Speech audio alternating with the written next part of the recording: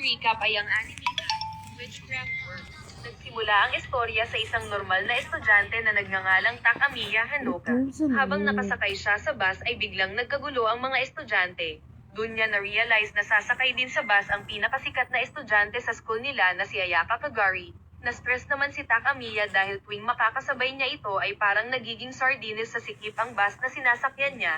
Nagtaka pa siya kung bakit sumasakay sa bus, sikip pa niya na sana malipat na siya sa ibang upuan malayo dito. Habang nag-iisip siya ay biglang nahulog ang eraser niya kaya pupulutin niya na sana ito pero inunahan siya ni Kagari. Nagpasalamat naman siya dito. Pagkatapos naman ng klase ay pinagjujumbag siya ng mga fan ni Kagari. Galit na galit ang mga ito sa kanya dahil pinapulot daw niya ng eraser ang kanilang princess. Wala naman siyang magawa habang binubuli siya ng mga ito. Winarningan pa siya ng mga ito na huwag makipaglapit kay Kagari. Parang wala naman nangyari na bumalik siya sa faculty ng mga teacher para kunin ang mga kumpol na test papers para dalhin sa classroom niya. Habang naglalakad naman siya ay hindi niya napansin na may nakasunod sa kanya. Bigla naman may tumapik sa likod niya. Paglingon niya ay binati siya ng isa sa classmate niya. Nandun din si Kagari at mga fans nito. Kinuha ng classmate niya ang dala niya dahil sila na daw bahala dito. Saka excited na tumakbo papunta kay Kagari.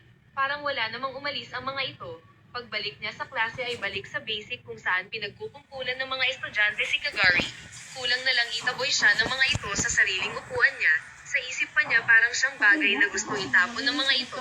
Pagtapos naman ng klase habang naglilinis siya ay bigla siyang niyaya ng classmate niya na gumala. Pero hindi pa siya nakakasagot ay sumingit na ang isa na huwag na siyang yayain kasi hindi naman siya sasama. Sumang-ayon naman siya dito. Dahil hindi siya pwede dahil naka-duty siya. Natawa naman ang classmate niya at tinawag pa siyang boring. Bigla namang may sumingit na student at pinagsabihan sila dahil hindi naman sila natulong. Pinaalala pa nito ang pagtapon ng basura kay Takamiya.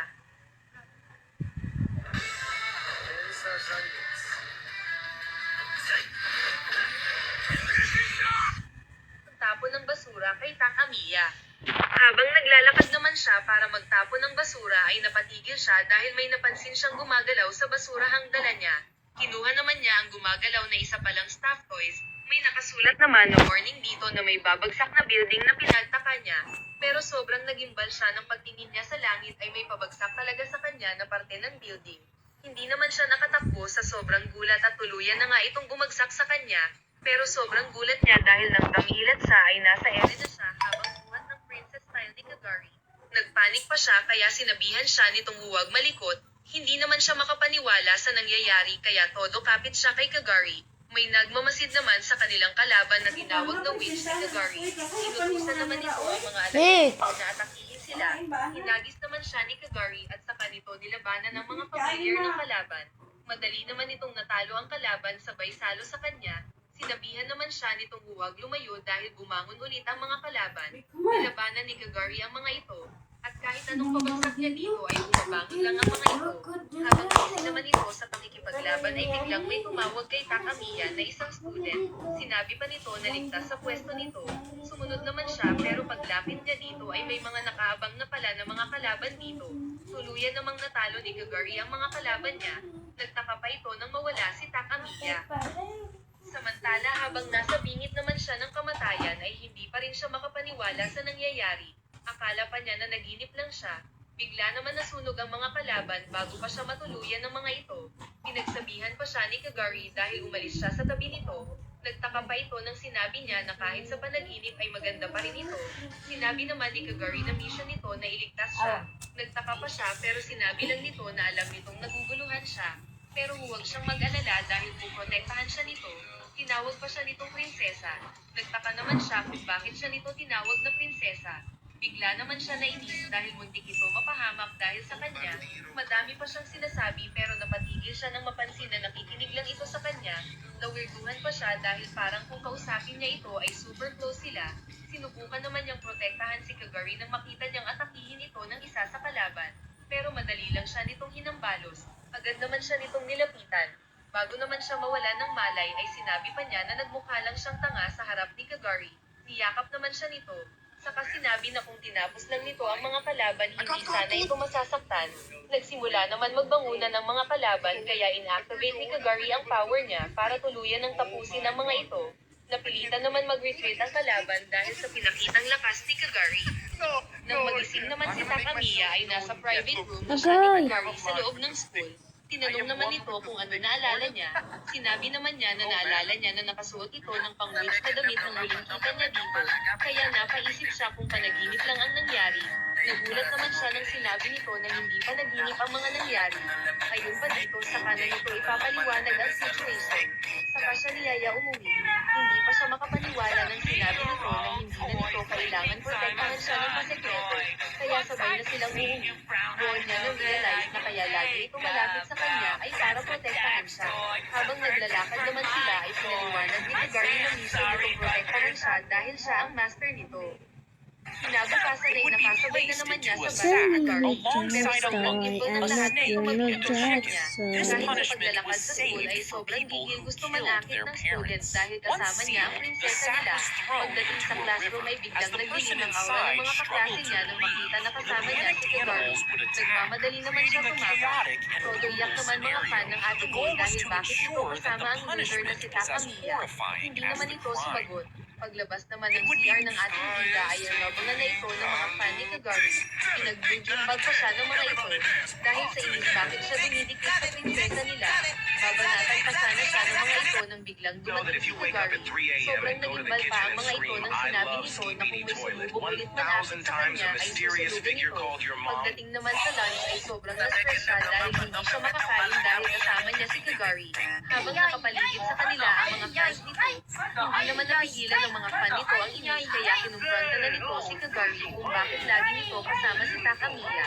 Pero parang hangin lang ang mga ito dahil patuloy lang ito sa pag-aasikaso sa ating bida. Tinangka naman niyang sabihin na dapat ang unahin nito ay ang mga fans nito na maniyag ang naghihintay dito. Sinabi naman ni Kagari na ito ang mag-decide kung saan at kung sino gusto nito kasama kumain. Nainis naman siya dito, kaya sinabi niya na pinipili naman niya na lumayo dito at sa mga fans nito. Saka nag-walk out si kuya mo. Nainis naman mga fans ni Kagari. Nagulat naman sila nang masunog ang mga lunchbox nila. Habang naglalakad naman si Takamiya ay nainis siya sa sarili niya dahil alam niyang walang masamang ibig sabihin si Kagari sa kinikilos nito. Nagtaka naman siya nang mapansin na wala man lang kahit anong damage ang school. Bigla naman may nagsalita na student. Ayun, dito normal lang yun. Dahil illusion lang ang pagbagsak ng building. Dito na pag-alaman na ang student ang nagtangka umatake sa kanya gamit ang magic. Ayun, dito sinubukan lang nito kung may power ba siya o wala. Para malaman nito kung anong action ang gagawin. At base sa nakita nito ay wala siyang dalang kahit anong panganib. Hindi naman maintindihan ni Takamiya ang situation. Sobrang nagulat naman siya nang biglang mag-transform ito. Nagpakilala pa ito bilang Kuraishi Tanpoko na mula sa Tower Witches. Sinangka naman siya nitong atakihin pero agad siyang naligtas ni Kagari. Hindi naman nagulat ang kalaban sa pagdating nito. Pinaalam pa nito kay Kagari na pagmamay-ari ng tower si Takamiya.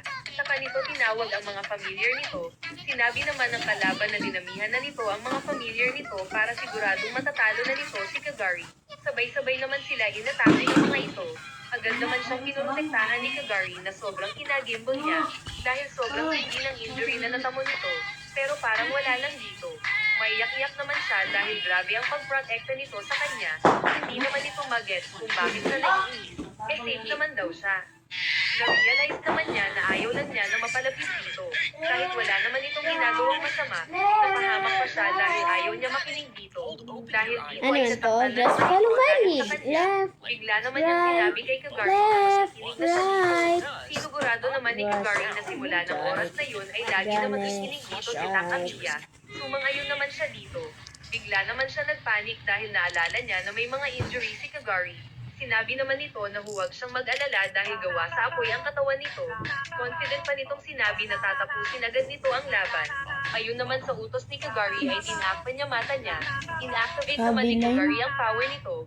Sobrang nagimbal naman ang kalaban nang biglang sumabog ang paligid.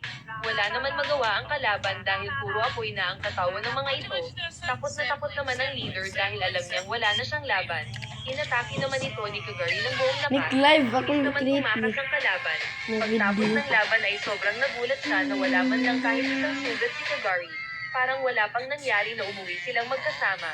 Kinabukasan sobrang nagulat siya na mag-transfer sa school nila si Kuraishi. At nagsama pa ito ng mga tropa nitong witch team. Samantala habang papasok sa school si Takamiya ay nag-decide siya na kumprontahin na si Kagari tungkol sa nangyayari at kung bakit siya gustong atakihin ng mga kalaban. Naiinis pa siya dahil ilang beses na niya itong tinatanong pero sinasabi lang nitong sasabihin ito sa tamang panahon. Bigla naman siyang nag-worry dahil na-realize niya na hindi niya ito nakasabay sa bus sa pagpasok. Naisip naman niya na hanapin ito dahil baka inatake na ito ng mga kalaban nila. Pero sobrang June shock niya 12, nang pagpasok niya sa birthday classroom at nila tuloy. ay nakita niyang tino-tortured ni Kagari ang mga kalaban nila. Binati naman siya nito na parang wala lang. Napaurong naman siya para tignan kung nasa tamang kwarto siya.